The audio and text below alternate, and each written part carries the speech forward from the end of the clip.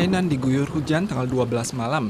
Hingga dini hari wilayah Yongkang, Dongqu, Rente, Guiren dilanda banjir. Ada warga yang sejak subuh telah mulai menahan arus air membanjiri rumah mereka.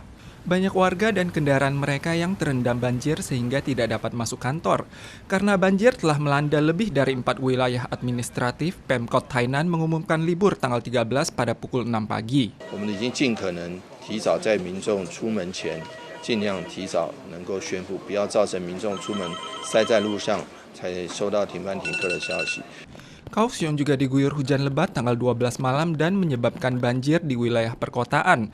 Seorang pengendara motor di Kangsan tewas akibat jatuh ke dalam genangan air. Hujan juga melanda pesisir pantai wilayah selatan Kabupaten Pingtung saat jam kerja pagi hari. Desa Chunri diumumkan libur akibat kerusakan parah pada jalan. Bencana juga dilaporkan di wilayah tengah. Hujan deras tanpa henti mengakibatkan taman lanskap di kota Changhua menjadi kolam air. Ketinggian air mencapai paha dan ikan pun berenang hingga wilayah rerumputan. Hujan deras pasca gempa di Taichung mengakibatkan jalan Sinan di kawasan Nantun retak.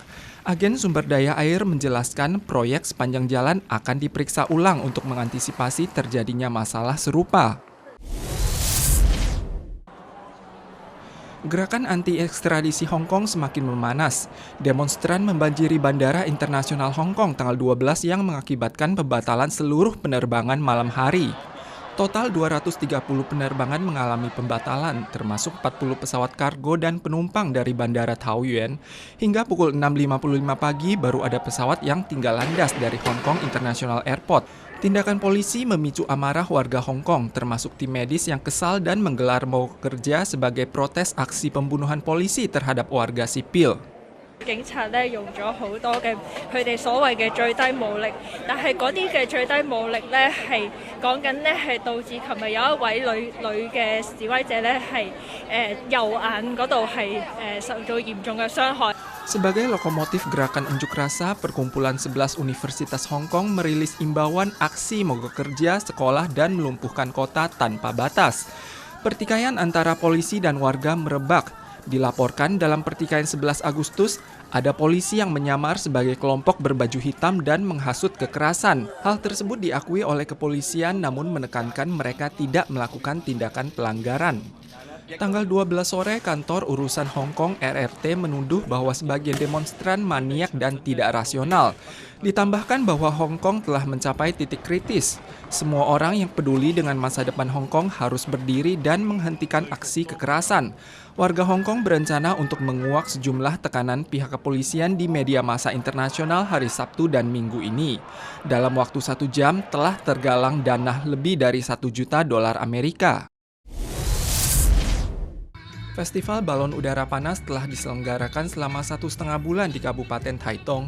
Sesi pertunjukan cahaya dan musik terakhir berlangsung mulus di kawasan Luye tanggal 12 malam.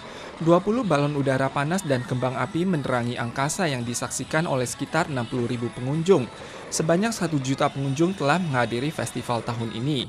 Industri pariwisata Taitung memasuki bulan sepi seiring meredanya arus pengunjung festival. Reservasi hotel hanya mencapai 50% pada bulan September.